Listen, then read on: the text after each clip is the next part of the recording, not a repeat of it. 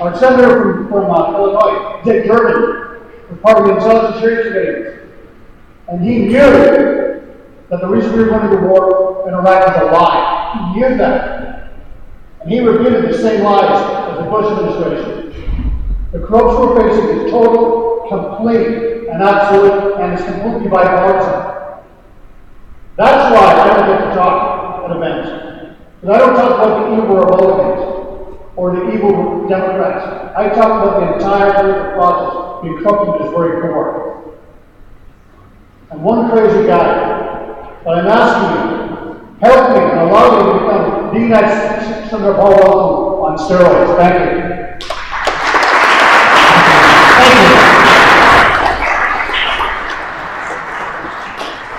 We have war criminals on Fox News telling us what we need to do.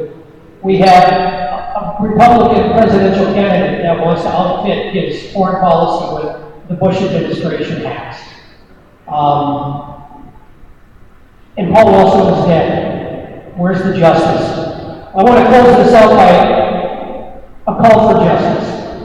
And I hope this makes a little bit of sense to you about tonight's discussion, that it contains truths which, if understood by the masses, would tend to awaken them to real dangers which threaten our free institutions. Eternal vigilance is the price of liberty, and the people, too indifferent or too self-satisfied to be mindful of their liberties, are unworthy of such a boon. Republics are lost because their guardians, the people, entrust them to scheming politicians. We did not profit by the experience of other republics, but we followed in their footsteps. And in their downfall, we see our impending doom. That such a doom may be averted, I believe to be the desire of every patriotic citizen.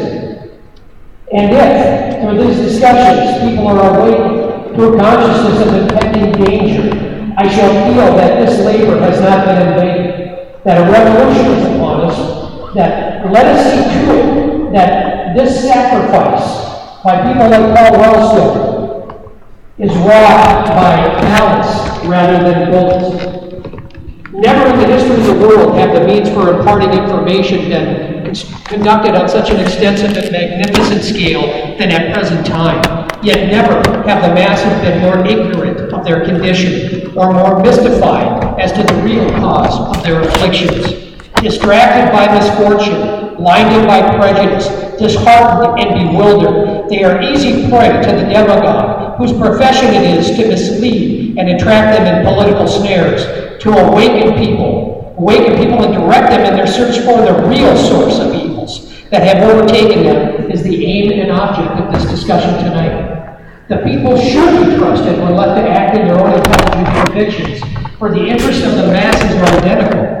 An injury to one is of concern to all. But blinded by party prejudice or unacquainted with the methods of political tricksters, they are easily deceived and led to act or vote in direct opposition to their own best interest and judgment. The intelligence of the people is the only safeguard of liberty, and through this discussion, if one ray of light or hope shall be given to the distressed millions of my country, this labor of love tonight will not be in vain. Boy, I would have loved to have written that, and I hope it made sense to you. And I have people telling me we need to write a book, but this is historical in perspective. The author of that testimony was Sarah E. Vandervoort Emery, and she wrote that in 1893 and 1894. Her books were 7 Financial Conspiracies Which Have Enslaved the American People, 1894. Imperialism in America, Its Rise and Progress. If we don't learn from history, if we don't stand up for the truth, if we don't take action, if we don't hold the people accountable for these atrocities, we're going to have the same mistakes. Take a stand up, call your congressman, visit your congressman, force them to take action. Thanks for showing up, thanks for supporting this effort, and thank you for showing up.